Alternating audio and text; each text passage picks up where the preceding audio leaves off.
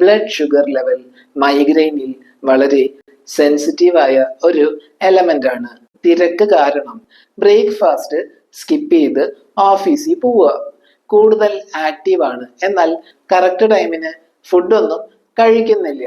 ഇങ്ങനെ ഉണ്ടെങ്കിൽ ബോഡിയിലെ ഷുഗർ അല്ലെങ്കിൽ ഗ്ലൂക്കോസ് ലെവൽ കുറയാം. പ്രത്യേകിച്ച് ഒരു ബോർഡർ ലൈൻ ആണെങ്കിൽ ബ്രെയിനിന് ഓക്സിജൻ പോലെ ഗ്ലൂക്കോസും കണ്ടിന്യൂസ് ആയി ആവശ്യമാണ്.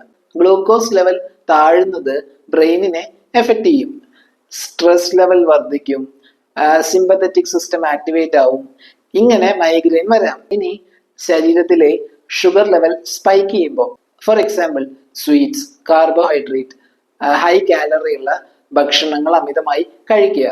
ഈ ടൈമിൽ ഇൻസുലിൻ കൂടുതലായി റിലീസ് ചെയ്ത് ഹൈ ലെവലിൽ നിൽക്കുന്ന ഷുഗർ പെട്ടെന്ന് ഡ്രോപ്പ് ചെയ്യും.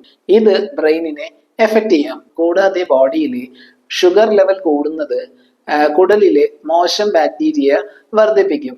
റിപ്പീറ്റഡ് ആയ ഡൈജസ്റ്റീവ് പ്രോബ്ലംസ്, ന്യൂറോണൽ ഇൻഫ്ലമേഷൻ എന്നിവ ക്രിയേറ്റ് ചെയ്യാം. ഇതും മൈഗ്രെയിൻ ട്രിഗർ ചെയ്യാം. Diet plan, workout, lifestyle changes, ഇങ്ങനെ പല കാര്യങ്ങളും ബോഡിയിലെ ഷുഗർ ലെവലിൽ വേരിയേഷൻസ് ഉണ്ടാക്കാം. അത് ഫൈനലി മൈഗ്രെയിനിനെ എഫക്റ്റ് ചെയ്യാം.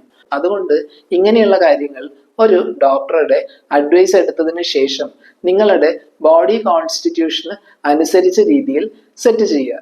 മൈഗ്രെയിനിനെ കുറിച്ച് നിങ്ങൾക്കുള്ള സംശയങ്ങൾ കമന്റ് ചെയ്യുക. ബൈ.